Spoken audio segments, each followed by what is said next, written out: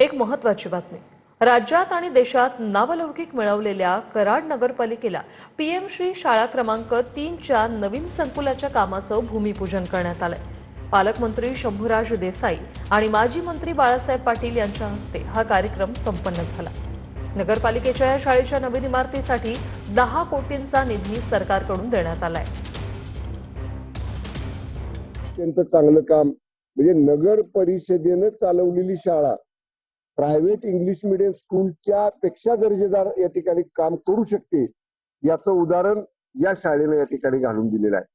त्यामुळं नक्कीच या सगळ्या चांगल्या उपक्रमाला आमचं सगळ्यांचं नेहमी सहकार्य राहिलेलं आहे आणि अधिक नावलौकिक कराडच्या नावलौकिकात या शाळेच्या कामकाजातनं अधिक चांगला भर पडेल. आणि तुम्ही प्रेझेंटेशन पीपीटी जर अहिल्यानगरच्या राहुरी पोटनिवडणुकीसाठी भाजप उमेदवार अक्षय कर्डिले यांच्या प्रचाराला आता वेग आलाय.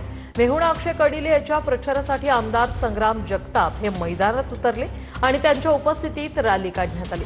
यावेळी दाजी संग्राम जगताप माझ्या पाठीशी असल्याचं वक्तव्य करत अक्षय कर्डिलेंनी विजयाचा विश्वास व्यक्त केलाय. एवढ्यापेक्षा आपण जर पाहिलं तर कर्डिले साहेबांचं मी सांगितलं तुम्हाला की कर्डिले साहेबांनी सातत्यानं जनसेवेलाच ईश्वर सेवा म्हणून काम केलं आहे आणि धर्माच्या बाबतीमध्ये देखील त्यांनी ज्या वेळेला कुठे धर्माच्या बाबतीमध्ये कोणावर अन्याय होईल तर स्वर्गीय कर्डिले साहेबांनी उघड भूमिका त्या ठिकाणी जाहीर वेळेला मांडलेली आहे. विषयावर मला वाटत नाही आपण त्यावर पुढे चर्चा केली पाहिजे. तो जनतेच्या आशीर्वादानं हा मोठ्या मताधिक्यानं विजय आपल्याला पाहायला मिळणार आहे. आमदार राधाकृष्ण पाटील साहेब, सुजय दादा स्वतः माझ्यासाठी रात्रंदिवस या निवडणुकीकरता काम करतायत.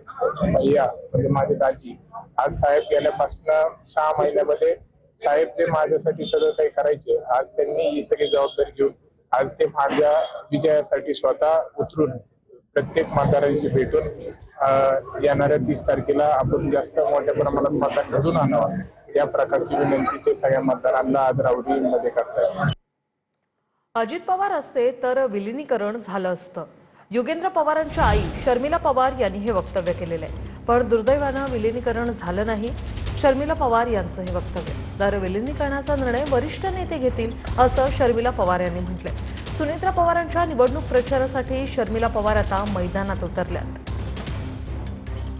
कसं आहे, हे शेवटी जो विषय तुम्ही घेतलेला आहे आज तो राजकारणाचा विषय आहे. राजकारणामध्ये रोज डायनामिक्स बदलत असतात आणि जर तरच्या गोष्टी आहेत ह्या. जर दादा आज इथे असते तर कदाचित विलिनीकरण झालं देखील असतं, आपण सर्वजण त्याचे साक्षी झालो असतो. परंतु दुर्दैवाने हे घडलं नाही.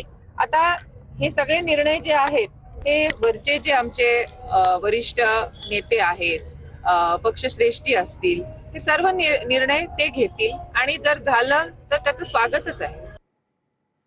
बारामती तालुक्यातील गावभेट दौऱ्यादरम्यान जय पवारांनी प्रथमच आपल्या वडिलांबरोबरच्या नात्याबद्दल भावना व्यक्त केल्या.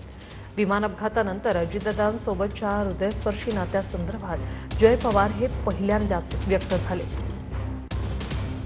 मी एक मुलाच्या नात्याने त्यांना विचारलं की मग खरं काय आहे तुमचं. त्यांनी मला सांगितलं की आदरणीय दादा कधीच थांबले. तुम्हाला माहिती आहे जेव्हा विमानाचा अपघात झाला तेव्हा पण त्यांच्या हातात पेपरच होते. ते बारामतीत सभाच करायला येत होते. मला वाटतं त्या दिवशी 4 सभेत त्यांनी तसे शेड्यूलमध्ये होते. 26 तारखेला मी दादांना पुण्यात भेटलो. दादा असे नेते होते